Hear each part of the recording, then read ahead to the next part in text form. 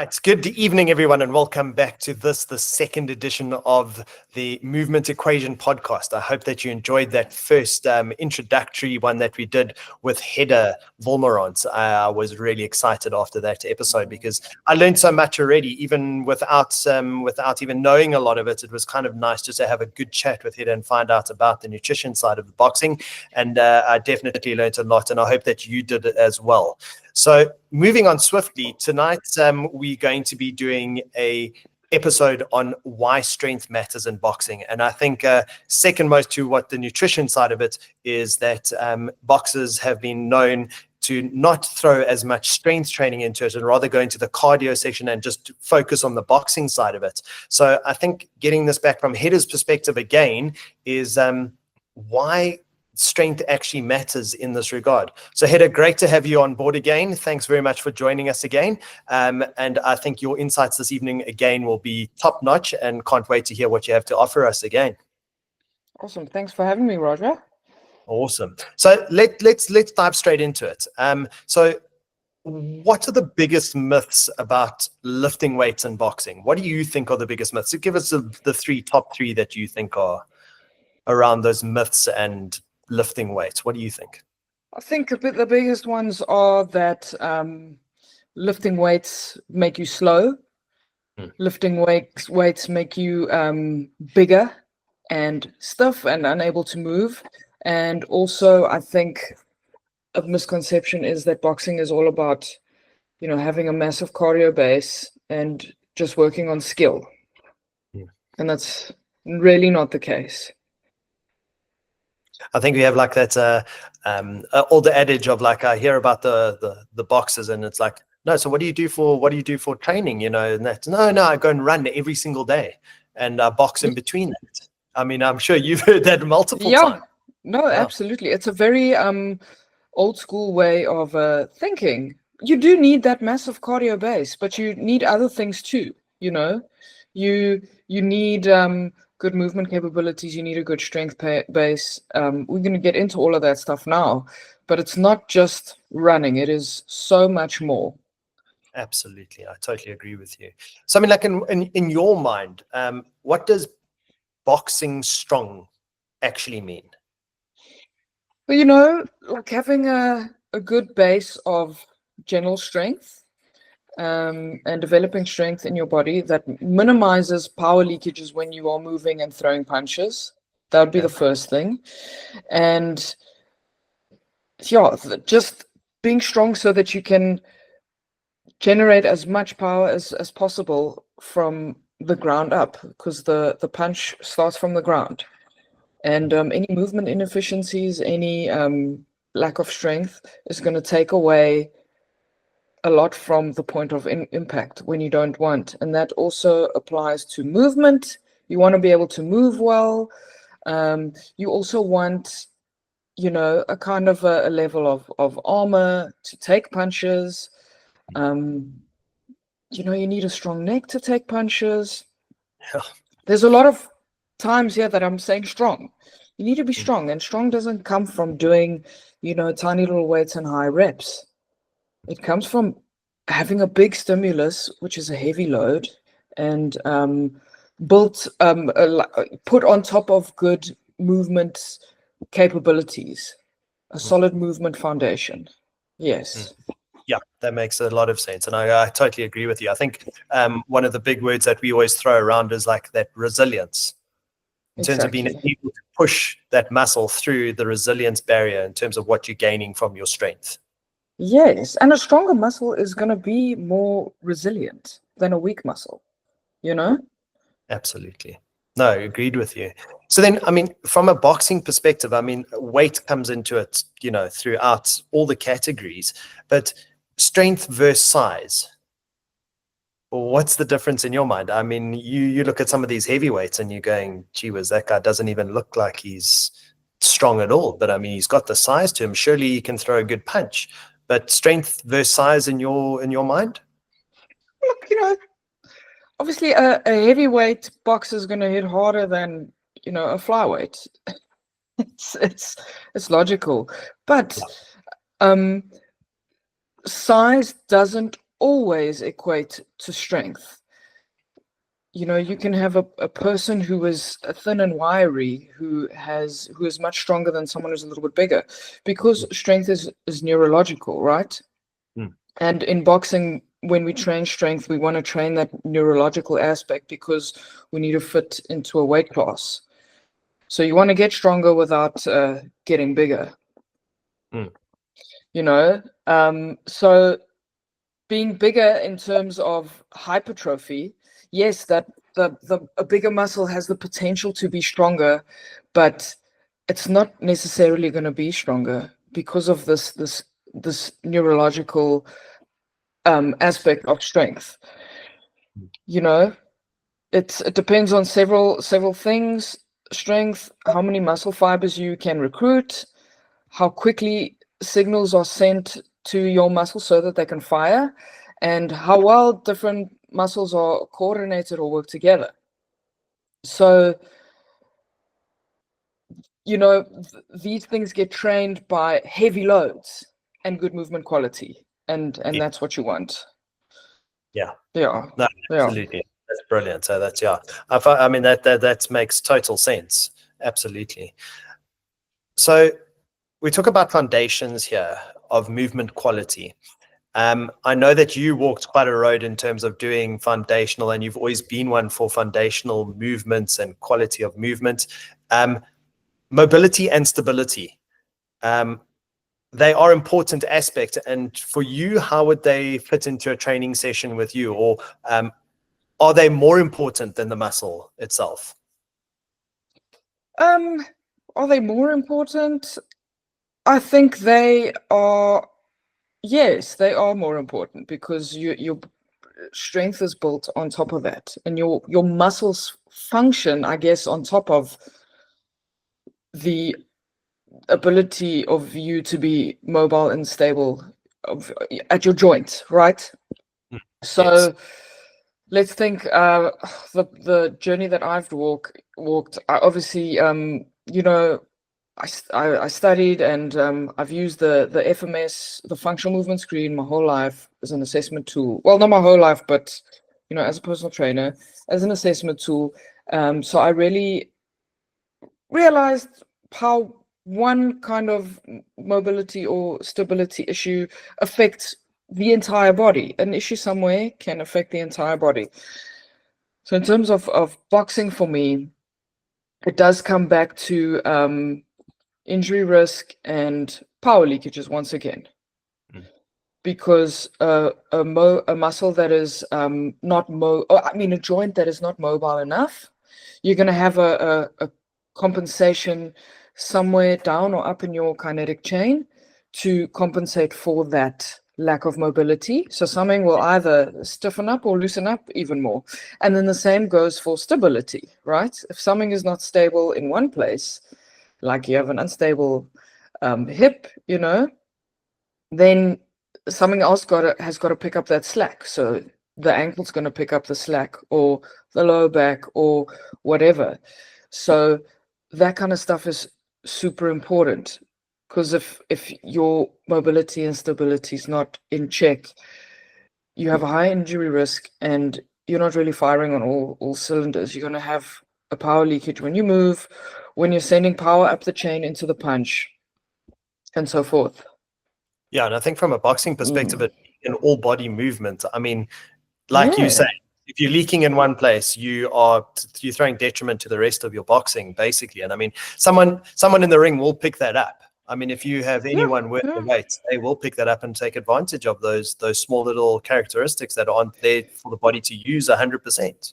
Absolutely. And you know, boxing is repetitive. You've got repetitive movements, foot movements, right? Around the ankle, changes of direction, those are all repetitive. And then the act of throwing a punch is repetitive as well. So there's so much more opportunity for things to go wrong if you haven't got, you know, your mobility and stability in the necessary places in check. The repetition is gonna cause something to go awry, which we really don't want. Absolutely. No, perfect. I mean, then moving on to the importance of joint specific movement. I mean, so boxing has a very, acute affinity for shoulder movement specifically, feet and ankle movement for the, movement around the ring and things like that. But importance of joint specific movement within your training or within your sessions that you do. What are your most important aspects that you actually focus on? For me personally, shoulder mobility. Because of the nature of boxing, you get a rounded upper back, and that affects your shoulder mobility. That also affects how the shoulder functions, and you are continuously using the anterior muscles of the shoulder to throw the punches. So it creates an imbalance in the shoulder, and that can lead to injury, like rotator cuff injuries, impingements, a bunch of horrible stuff. So I really spent a lot of time with you, in fact, working on that balance in the shoulder.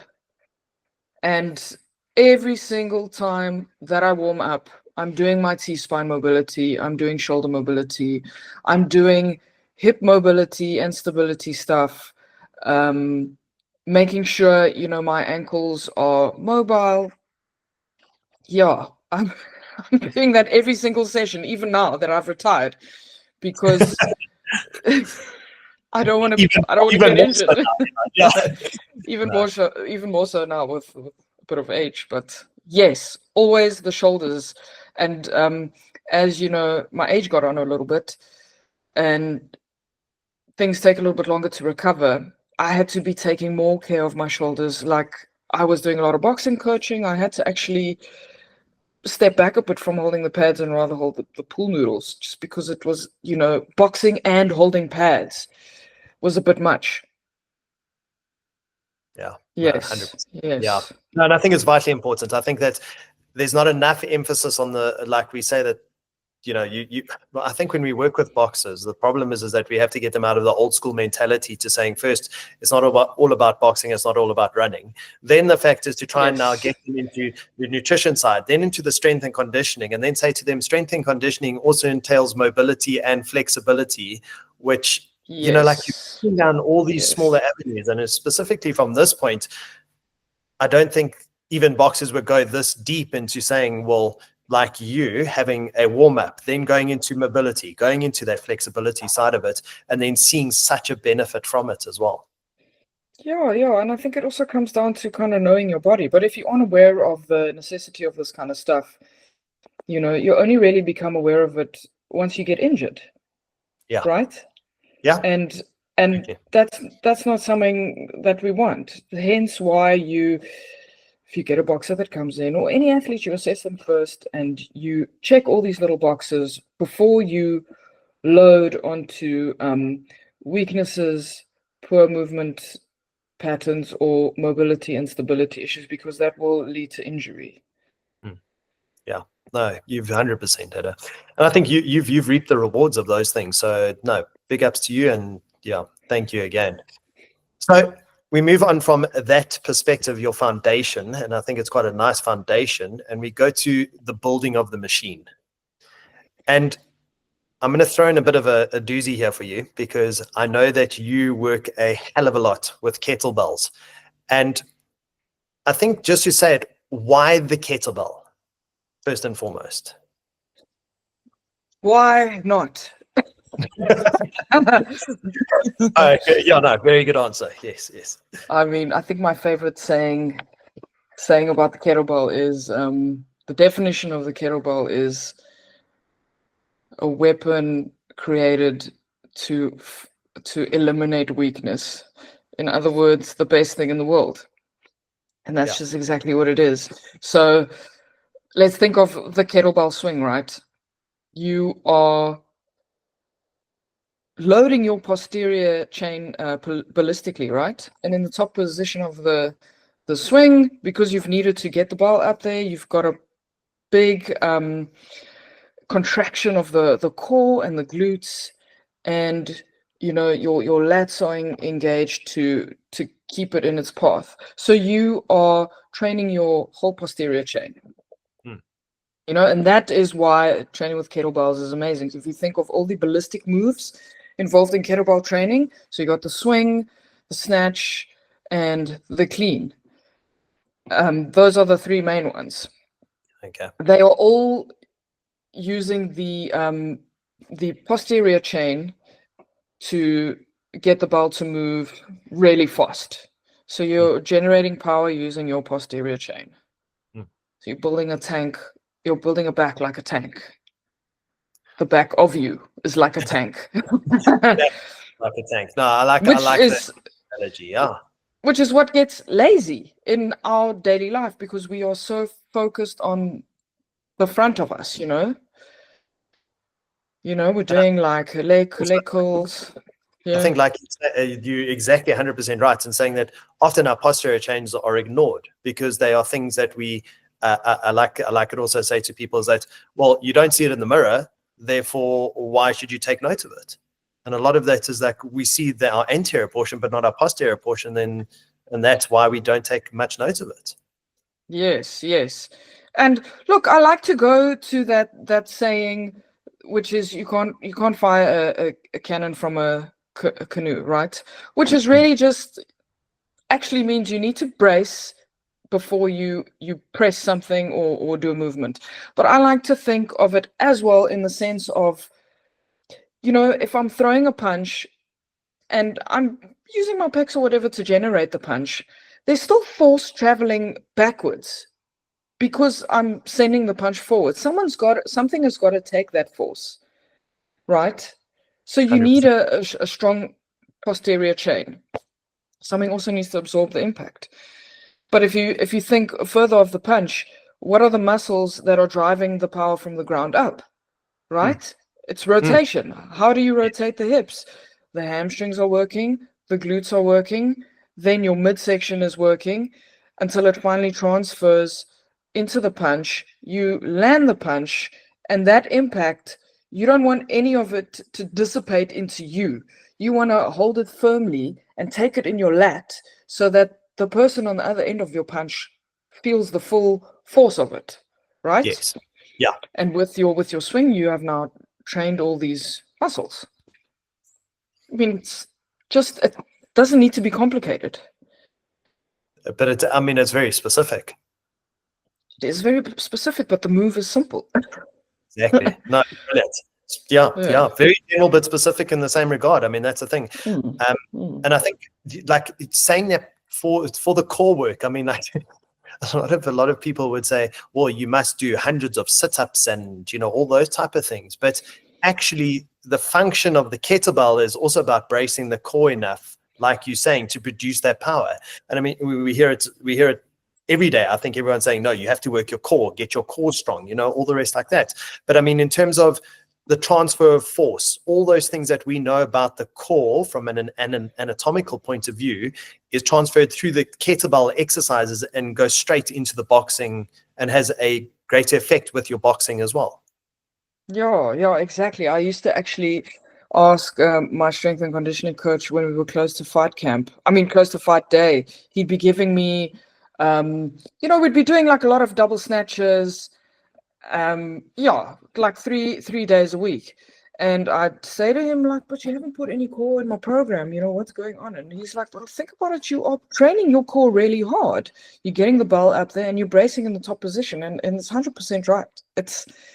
That trains the core massively. And I know, Pavel Tsatsulin, who's like the father of kettlebell training, he did a study with, or a test with Stuart McGill, the back mechanic guy. So he attached some like things that measure muscle contraction. Yes. The force of the muscle contraction. And Pavel did these swings, and there's nothing that gets the muscles to of the core to contract as hard as a kettlebell swing. Oh, amazing. Yeah. Doesn't have to be complicated. No. I think that's also, it's an interesting one. We'll come to the programming side of it, but I think that's another one is, keep it simple, stupid. Really, yes. is the matter of fact that we're going with here. You need a couple of exercises that are going to get the most out of you using some of the least equipment actually. And I mean, having kettlebells is probably the least equipment that you need for doing the majority of your work that you need. Absolutely, absolutely, Roger. You can That's get really far with a kettlebell. I mean, if you just did Turkish get-ups for your, your grind, your strength, it would give you good overall body strength, and you did some single arm swings, so you're getting the swing, you're getting a bit of anti-rotation, develop more rotational force. You would take your performance to a new level, and you would awesome. just need those two exercises. Amazing. And I mean, since I have to disclaim that I have done the kettlebell certification, the first certification, and I mean, through that learning experience, and I mean, Hedda is qualified through the roof with kettlebells and all the rest like that. So it kind of helps to understand where you're coming from, and I think that people would gain a lot from going and doing a bit more research on the kettlebell, because it has made a huge difference in my training specifically. And I mean, it's formed the foundation for yours. Absolutely. I think it's just important that you learn how to use them properly, because a bad swing can really injure you, right? Yeah. So get in touch with someone who knows what they're doing, someone who's qualified, someone who I would recommend is a certified strong first kettlebell instructor. Learn how to do them properly, and they will change your life. 100%. Brilliant. Okay, so moving on swiftly from punting kettlebells, energy systems. Yeah. Energy no one. Like there must be so much going on within a fighter's body, stepping into each round, and what's happening, from having that explosive power right off the bat to then fatiguing within 3 or 4 rounds. I mean, what fuels each round for you, Hedda? What gives you the most bang for your buck going through the rounds there? Look, there are 3 main energy systems, and you generally use all 3 in different portions, right? Unless you're sitting here dressed, but in different sports, they're all used in different proportions. So in boxing, it is predominantly like 50-50 aerobic and glycolytic. But let's break it down into the round. So you've got your 3 systems. You've got your ATP-PC system, which is your anaerobic alactic system. Think of throwing one punch or a really quick combination or any kind of maximal effort that lasts less than 8 to 10 seconds. Okay? You're not building up any lactic acid. You're not fatiguing. It's max power, jumping as high as you can. Then you've got your glycolytic system, which then takes over after the first one kind of gets a little bit, it cannot produce enough energy to supply the maximal effort. The next one takes over, and that's your glycolytic system. This one produces a little bit less power. Think of the burn you start to feel. There's a lot of hydrogen ions that accumulate, and they lead to that burn, right? This energy system is heavily dependent on carbohydrates. Hence, just going back to our previous podcast, we need the carbs. Okay. And then your final one is your aerobic, long, slow, steady. Right? Okay, so in a fight, you need to be able to throw the quick combinations, but you need to be able to throw them many times, not necessarily with a lot of recovery in between. That's where the glycolytic one starts to kick in. And you need to be able to recover in between those combinations so that you maintain a certain level of power output or performance throughout the round and throughout the fight. And this is where the aerobic system comes into play. Can I keep going?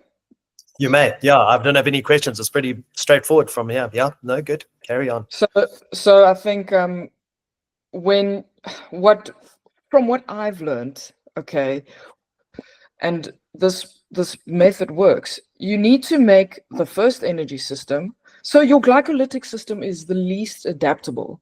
It's got a genetic ceiling, and also training that system, like think of doing a 30-minute sprint or 1.5-minute sprint on the air bike, or running 200 or 400 meters. That's very glycolytic.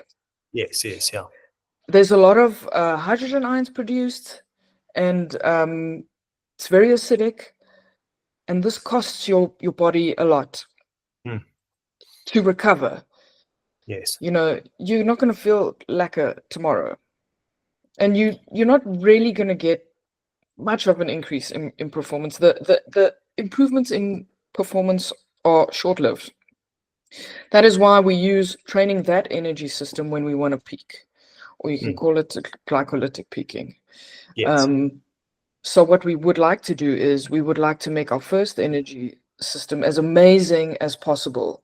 We want to like stretch it so that it can produce energy for longer and longer without fatigue kicking in or without glycolysis taking over. And that's possible. It's very trainable. Okay. Yeah. Yeah. Okay. And how would you do, like, give us just like one small example in terms of like an exercise that you would recommend for that type of training? Well, look, you know, building a good strength base contributes to this because you're increasing your amount of anaerobic power, right? Yes. But I'm going to go back to the kettlebell swing. To the kettlebell swing. But even, you know, like 6 to 8 second sprints on the air bike, stuff like that. But I like the kettlebell swing because you are engaging more muscles, you're getting more bang for your buck. Like we spoke about all these things, why it's such a beneficial exercise. So you're increasing your anaerobic power in like using all your kind of prime movers and things that you use in a fight. So you're making the muscles that you need as a boxer stronger as well as training your anaerobic energy system. Okay. Yeah. No, absolutely perfect. Okay, so we stretch this one, and you know how you stretch it is let's take the swings for the example.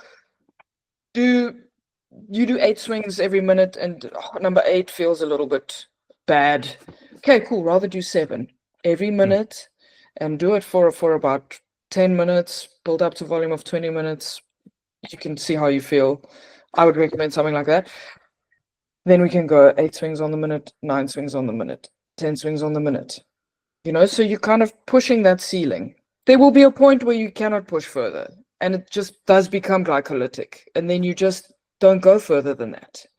But you've increased the capacity of your anaerobic alactic energy system. Yes. Okay? Yeah. So that's done. Now we need to, for when the lactic acid does kick in, we need to be able to clear it quickly, so that energy system number 1 can still keep on working like and our power output's not compromised. So we need a good aerobic system, a good aerobic base, and this you're going to do by doing zone 2 cardio, which is a lot slower than most boxers like to run. You know, you're looking at your heart rate, it's low. I mean, a ballpark figure would be 180 minus your age. Perfect. You know, and what percentage so you're going 180 minus your age? Yes. Like what would that look like for you in terms of percentage wise? I mean, what's that, about a 55-60% in terms of percentile range? I honestly don't know, but it's around, if I'm well recovered, it's around 148 beats and below that. So 148 would be the top end of it for me. Okay. So around 60%. Because I think it was also that people like, so I mean, in terms of the zone 2 training, it's been a big buzzword in terms of doing it, but people don't realize that the zone 2 is quite a large area that you've got a bottom and you've also got a top area for it. So in terms of saying to someone, no, specifically this heart rate at that time, you know, it's a bigger area. And if you're fatigued, if you are feeling fresh, it may vary in those ones. There's a whole bunch of factors that may actually. Absolutely. So, I mean, in essence, it depends.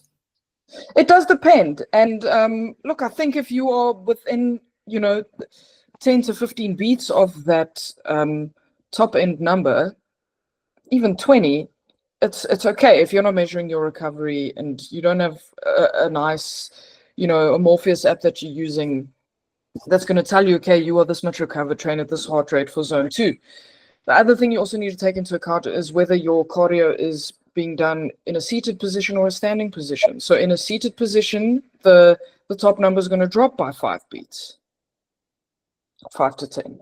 But it's not as high as, and you can feel it. Like you feel, okay, I'm on the air bike, I have to work a little bit harder to get up to this. Whereas when you ran, it's, okay, this is easy to get to this top end kind of number. But the other thing as well with the zone 2 cardio is the what is it called, the heart muscle stretching when it fills up with blood, right? Before Yes. it's called ventricular hypertrophy or eccentric ventricular hypertrophy. So if your heart's beating too fast, then it's not going to stretch to its max to fill up with blood. It's going to beat before it's completely filled up. That is why the slower heartbeat is important, because you want that stretch. If it stretches, you're beating out more blood with each beat.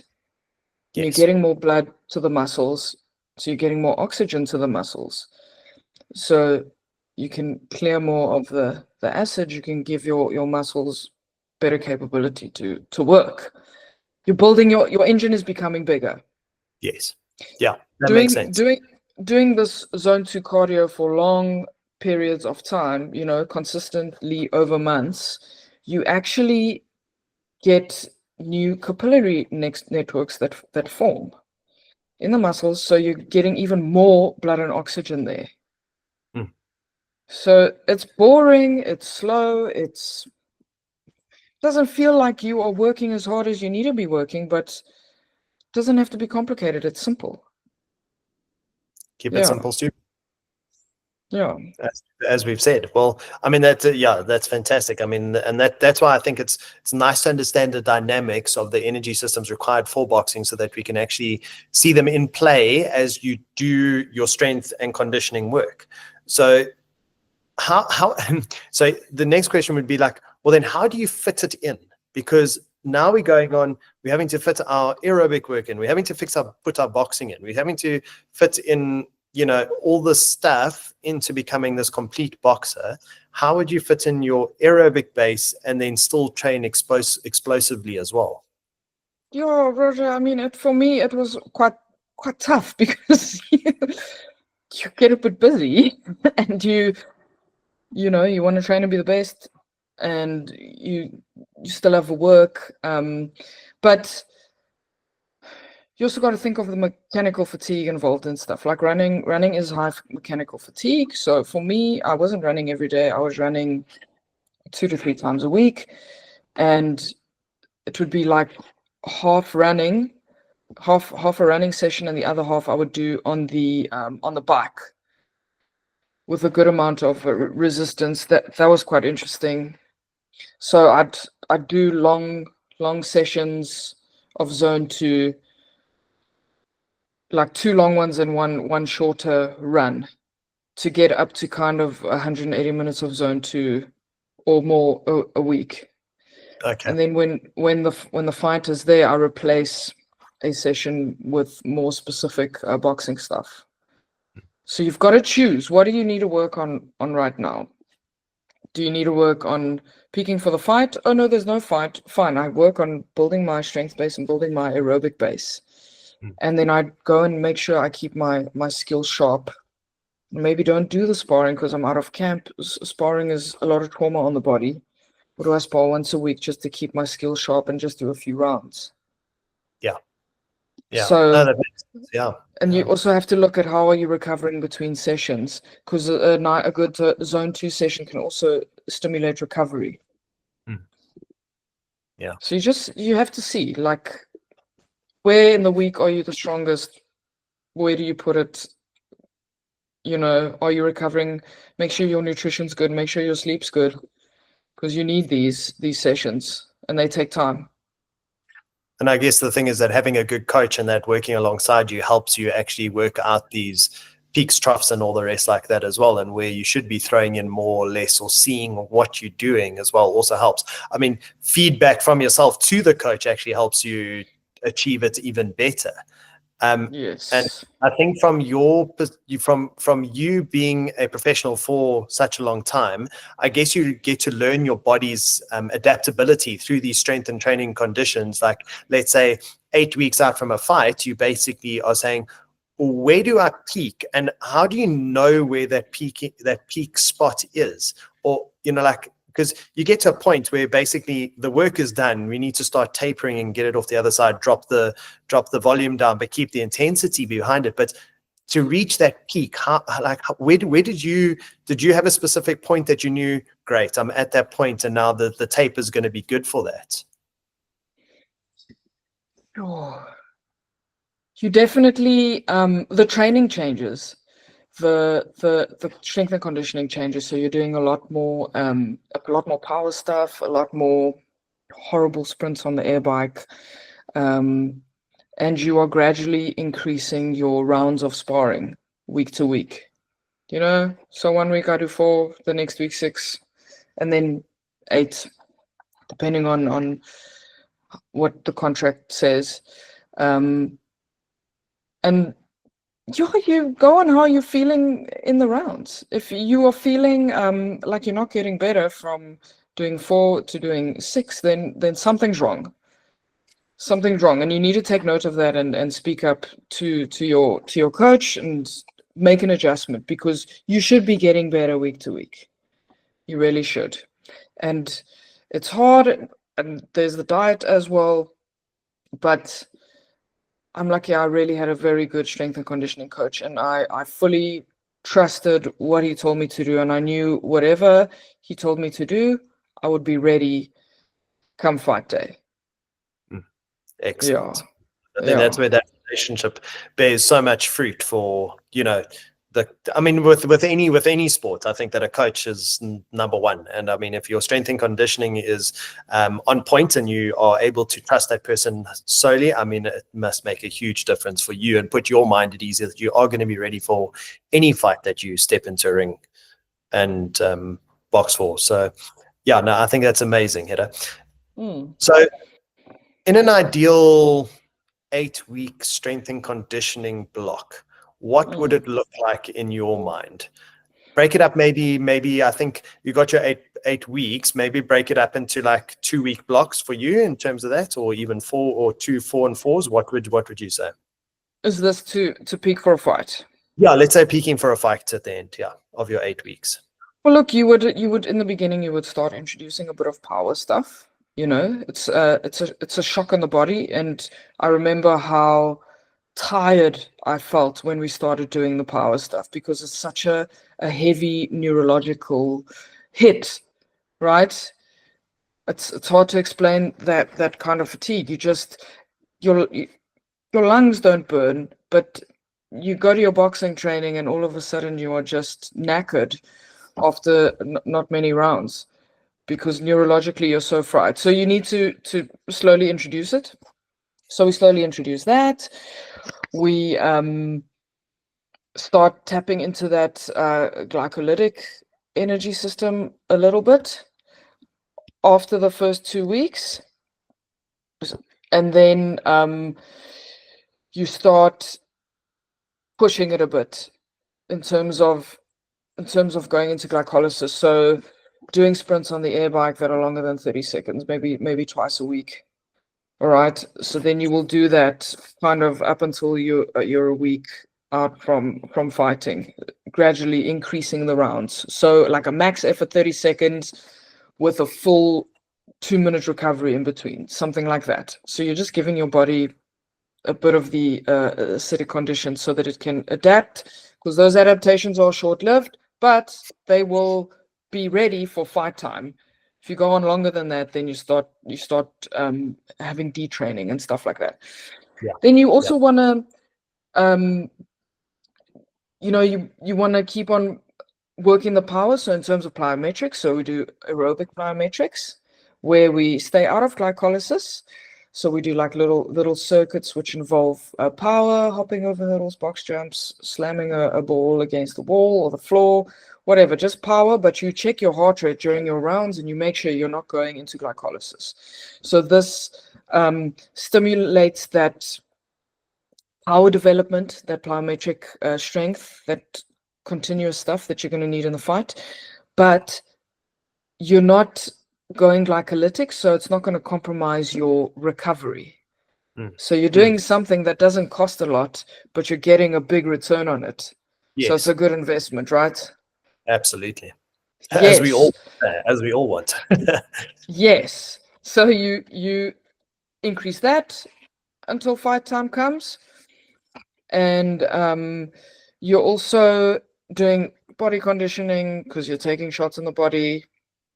You maintain your strength. You do a very little bit of strength, just kind of in the background, just to keep things going. And yeah, when you are kind of 2 weeks out and you have your last week of sparring, then you need to put all your effort into sparring and just tap off the other stuff. Because remember, like, you're probably in a calorie deficit. I mean, I don't know a fighter that is not in a calorie deficit come that time. And you need to be firing on all cylinders, because that last week is your max amount of rounds that you're sparring. You need a push. It's the last big push. So you just tap off on the other stuff, and then week of the fight, you can do recovery circuit, some easy air bike stuff, depending on what you're doing for the weight cut.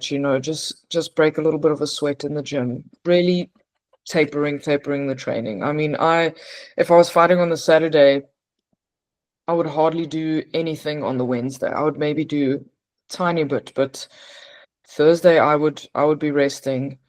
Friday I would be resting. Oh no, Friday would be the weigh-in. Friday night I would do a shakeout session just to get fuel back into the muscles from the weight cut and get my body moving again, so that it wasn't a big surprise when the next day, right? You want to just shake it loose a bit. Yeah, that's typically what it looks like. Brilliant. And I think that's like the process of how to become a champion as well, Hedda, basically in a nutshell. Yeah, I think, that's the fight camp is, yes, it's important because you're going to fight, but Rodger, you win the fight the other times of the year when you're building that zone 2 cardio, when you're doing your freaking kettlebell swings and building your strength base and making sure your diet's on point, getting your sleep right. It's that consistency. And then when fight camp comes, you're just putting the decorations on this beautiful house that you've built, right? That's Absolutely. It's not, fight camp is such a small part. Needs to be done right, but yeah, you build the foundations the rest of the year. Absolutely. And I think this is why this podcast is so important in terms of trying to get this stuff out to people, understanding what the dynamics of it. And I don't think just from a boxing perspective, but it's also like from an all professional sports perspective, that this is the mind of what a champion takes. It's about all these aspects that kind of amalgamate into producing the utmost performance on the day, and then doing it repetitively as well. It's consistency. It's all these things added up together, which then bring you into this place of winning. Sure, exactly. And it's a nice feeling, like when you have built this engine and you get to take it for a spin. Yeah, absolutely. Yeah. No, gee whiz, I appreciate all the pearls of wisdom there, and great advice and everything that you've done for this episode. It really has been very intriguing and interesting. It always intrigues my fascination about the different aspects that I don't think about in terms of from a boxing perspective. And I think that everyone else out there would also be taking a lot away from this and maybe putting it into their own training. I mean, from a day-to-day perspective and from a person who's not a professional, I think this can also move into the facets of their training as well to make them better athletes as well. Yeah, absolutely. I mean, it's with boxing, I often find that too much, yes, there's a lot of hard work, but the hard work needs to be directed in the right direction. Don't be doing 100 reps with tiny weights kind of thing. Do you know what I mean? Yeah. take that energy and put it into the right channels, and like make yourself a stronger fighter with a bigger aerobic base. Amazing. Yeah. Amazing. Well, on that amazing finishing sentence, we're going to be finishing the podcast here tonight. I hope that everyone enjoyed it. We are going to be back for episode 3 with Hedda, and again, we're going to be talking about one of those disciplines that I don't think we like really to do that much, and that is the recovery side of it. So I think it's going to again throw a new light and a bit of a perspective on recovery. And they don't call it the hidden discipline of champions for nothing, because I think you're going to get a lot out of it, and I think Hedda's going to give us some more pearls of wisdom for that one. So until next time on the Movement Equation, have a great one, and we'll see you then. Thanks for tuning in.